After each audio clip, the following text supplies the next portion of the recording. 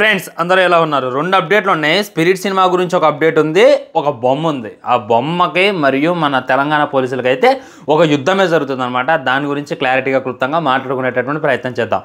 ముందైతే స్పిరిట్ గురించి కాదు కానీ ఈ బొమ్మ గురించే మాట్లాడాలి. మనోళ్ళు అయితే స్వీట్ వార్నింగ్ ఇచ్చారు. ఎవరికి? పోలీసులకి. అసలు సైబర్ పోలీసులకి, తెలంగాణ పోలీసులకి, తెలంగాణ ప్రభుత్వానికి ఈ వార్నింగ్ ఇచ్చేంత డేరు వీళ్ళకి యాడ్ వచ్చిందని చెప్పి నాకైతే అర్థం కావట్లా. ఆ వార్నింగ్ ఏంటంటే అనేది చదువుతా. అంటే నేను డైరెక్ట్గా చెప్పలేను ఆ పేరు, ఎందుకంటే కమ్యూనిటీ గైడ్లైన్స్ వస్తే వాళ్ళు ఇచ్చిన వార్నింగ్ బట్టికి చదవచ్చు, పేరు మెన్షన్ చేయకుండా. ఎవరికి వార్నింగ్ ఇచ్చారంటే పోలీసు వారికి. మనం రెగ్యులర్గా మన పేదవాడు ఓటీటీ అయినటువంటి బొమ్మ వాళ్ళు అయితే వార్నింగ్ ఇచ్చారు. అదేంటి అనేటటువంటిది చూద్దాం.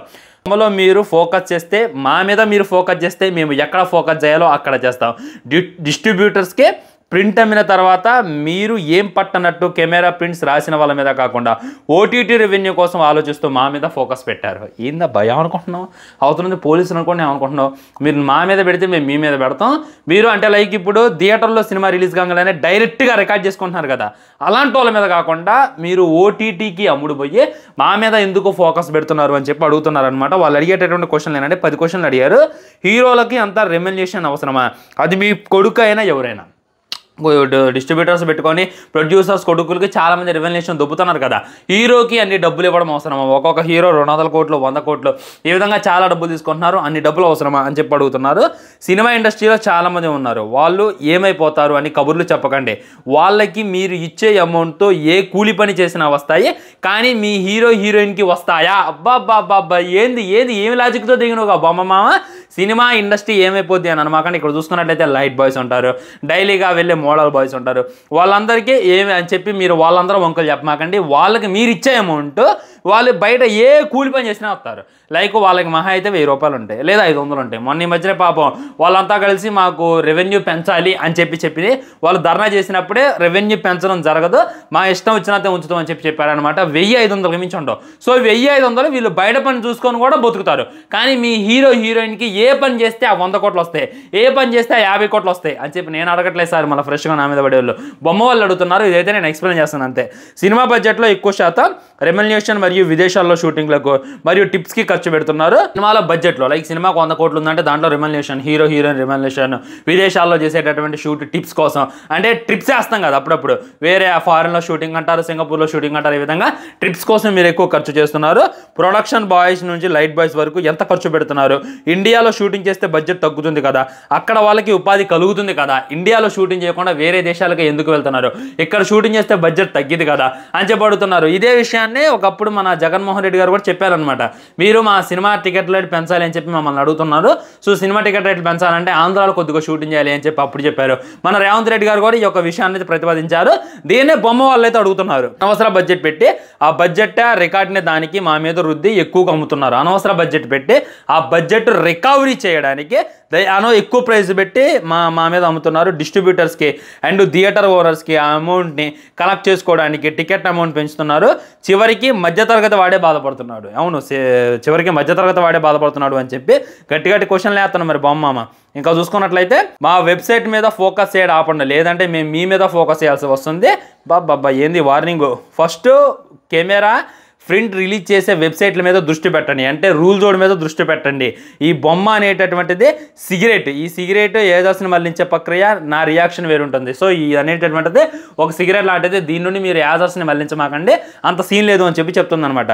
ఈ డీల్లో వేరే హీరో, ఉదాహరణకి ఎగ్జాంపుల్ విజయ్, టార్గెట్ అవ్వటం ఇష్టం లేదు, మేము స్వతహాగా వెబ్సైట్ నుంచి తొలగిస్తున్నాం. ఇప్పుడు మీరు ఇమీడియట్గా డిలీట్ చేస్తే మీకు భయపడి లేదా మీరే తీయించినట్టు ఉంటుంది. అందుకే ఈ పోస్ట్ చేసిన కొన్ని గంటల తర్వాత తీసివేయాలని అనుకుంటున్నాం. ఏదో విజయ్ గురించి అయితే మెన్షన్ చేశారు, ఆయన గురించి ఏదో ఉందంట. సో ఆ వెబ్సైట్ తీసేస్తున్నాము, అందులో ఉన్నటువంటి సినిమాలు తీసేస్తున్నాం అనేటటువంటిది చెప్తున్నారు. బొమ్మ వాళ్ళు ఇండియాలో తీసివేసిన తర్వాత వాళ్ళని రిక్వెస్ట్ చేసి టెక్నాలజీని షేర్ చేయాలని కోరాము, దాన్ని వాళ్ళు కూడా ఒప్పుకున్నారు. ఇప్పుడు వాళ్ళు కూడా షేర్ చేయడం లేదు. మేము బొమ్మ.net వాళ్ళంతా మంచి వాళ్ళం కాదు, బురదలో రాయి వేయకండి, అది వెంట మీ మీద పడుతుంది.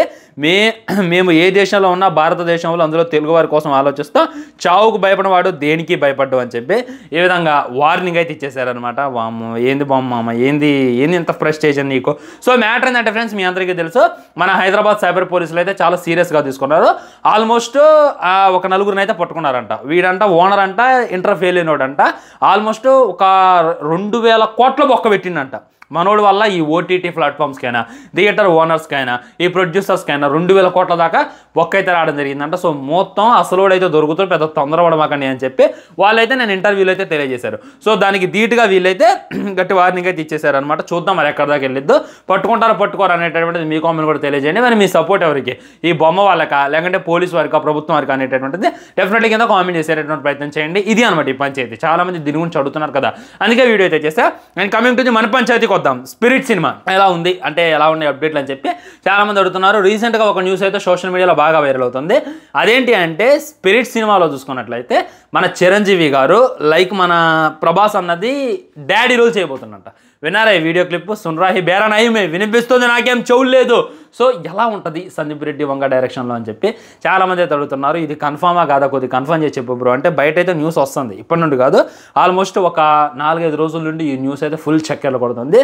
ఏమైంది అనేటటువంటిది తెలియదు, కానీ ఇది కానీ జరిగితే మట్టికి బాక్స్ ఆఫీస్ ఓచకోతే ఒకసారి ఇమాజిన్ చేసుకోండి. ప్రభాస్ అన్న పోలీస్ అంటే యంగ్ కాప్లా కనపడుతుంది అనమాట. తన డాడీ చూసుకున్నట్లయితే సీనియర్ కాప్, అప్పటికే తను చాలా పెద్ద పోలీస్ అనమాట. సో ఈ విధంగా ఒక రివెంజ్ స్టోరీ, నాన్న మీద ఏదో జరిగితే దాన్ని తీసుకోవడానికి. ఇప్పుడు యానిమల్ అనేటటువంటిది నాన్నని చంపలేదు, చంపడానికి వచ్చిన వాళ్ళ మీద తీసుకునేటటువంటి రివెంజ్.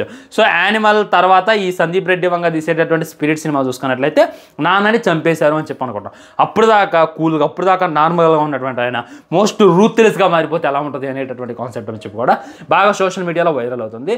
ఏది ఏమైనప్పటికీ నేను కూడా బాగా వెయిట్ చేస్తున్నా friends. Once cinema shooting start అయిందంటే మనకు అప్డేట్లో టకటగా వచ్చేస్తే షూటింగ్ చూసుకున్నట్లయితే నవంబర్ ఎండింగ్లో స్టార్ట్ చేసేటటువంటి ప్రయత్నం, లేదా డిసెంబర్లో ఖచ్చితంగా షూటింగ్ స్టార్ట్ చేస్తారు అనేటటువంటి వార్తలు వినపడుతున్నాయి. ఎందుకంటే వంగ గారు చెప్పిన దాని ప్రకారం 2026లోనే షూటింగ్ మేము 100% స్టార్ట్ చేయాల్సి ఉంది, కానీ కొన్ని కారణాల వల్ల స్టార్ట్ చేయలేకపోతున్నాం అని చెప్పి ఆయన అఫీషియల్ అప్డేట్ అయితే ఇచ్చేసింది అనమాట. సో ఖచ్చితంగా 2026 అని చెప్పి బల్లగుద్దింది, కానీ ఖచ్చితంగా డిసెంబర్లో అయితే షూటింగ్ స్టార్ట్ చేస్తుంది అని చెప్పి అఫీషియల్గా తెలుస్తుంది. కానీ నా గెస్సింగ్ అయితే ఆల్రెడీ షూటింగ్ స్టార్ట్ అయిపోయింది అని చెప్పి నేను ఎంత అనుకున్నా. దాంట్లో చిరంజీవి గారు కూడా చేరుండొచ్చు, చిరంజీవి గారి ప్రభాస్ గారితో కూడా కొన్ని సీన్లు షూట్ చేస్తుండొచ్చు. సో ఆ విధమైనటువంటి పుకారే మనకు బయట జరుగుతుందేమో, ఎందుకంటే వంగ గారు దీన్ని సీక్రెట్గా షూటింగ్ చేద్దాం అనుకున్నారు, ఆ విధంగానే సీక్రెట్గా చేస్తానేమో అని చెప్పి నేను అనుకున్నా. సో మాడంగ్ సియోకి ఈ సినిమాలో ఉన్నాడా లేడా, డాన్లీ ఉన్నాడా లేడా అని అంటే అదైతే కొద్దిగా కన్ఫ్యూజింగ్గానే ఉంది. రీసెంట్గా మన శ్రీకాంత్ గారు, తరుణ్ గారు వీళ్ళంతా వెళ్ళి దిగారు అనమాట. వీళ్ళంతా కూడా స్పిరిట్ సినిమాలో ఉండు అని చెప్పి బయట కట్టి పుకారనమాట. సో వీళ్ళంతా వెళ్ళి దిగారు కాబట్టి ఖచ్చితంగా మాడంగ్ కూడా ఈ సినిమాలో ఉంటాడు అనేటటువంటి వార్తలు కూడా గట్టిగా వినపడుతున్నాయి. ఏది ఏమైనప్పటికీ ఒక మంచి బజ్ అయితే క్రియేట్ అయింది, ఒక మంచి హైప్ అయితే క్రియేట్ అయింది. వెయిట్ చేసి చూడాలి ఫ్రెండ్స్. జస్ట్ ఇమాజిన్ చేసుకోండి, ప్రభాస్ అన్న చిరంజీవి గారు ఒకే సినిమాలో కనబడితే ఇక చాలా మందికి కన్నుల పండుగ. ఇప్పటికే మ్యూచువల్స్ అయిపోయారు. లైక్ మన పవన్ కళ్యాణ్ గారి అభిమానులు, మన ప్రభాస్ అభిమానులు కలిసిపోయారు. ఎందుకంటే సాహో సినిమాలో మన ఓజీకి సాహోకి లింక్ చేయడం వల్ల అందరూ కూడా బాగా కలిసిపోయారు. అందరూ ఒకళ్ళొకళ్ళు పోగొట్టుకుంటున్నారని ఒకళ్ళొకళ్ళు బాగా చేసుకుంటున్నారు. సో ఇదే ఇది జరిగిందంటే మట్టికి ఇక మెగా ఫ్యాన్స్ అయితే ఒకటి, ప్రభాస్ ఫ్యాన్స్ అయితే ఒకటి అసలుకే కాదనమాట.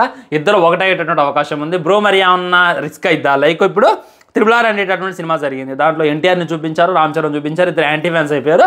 ఆ విధంగా చిరంజీవి గారి ఫ్యాన్స్ ఒకవైపు, ప్రభాస్ ఫ్యాన్స్ ఒకవైపు అయిపోతారంటే అలాంటిది ఏమి ఉండదు. ఎందుకంటే సందీప్ రెడ్డి వంగ చాలా టేకింగ్, అంటే లైక్ వాళ్ళే ఉన్నప్పుడు ప్రభాస్ ఉన్నప్పుడు చిరంజీవి ఉండడు, చిరంజీవి ఉన్నప్పుడు ప్రభాస్ ఉండడు, అట్లా డిఫరెంట్గా తను ఏదో రాసుకుంటాడు అని చెప్పి నేనైతే అనుకుంటున్నా ఫ్రెండ్స్.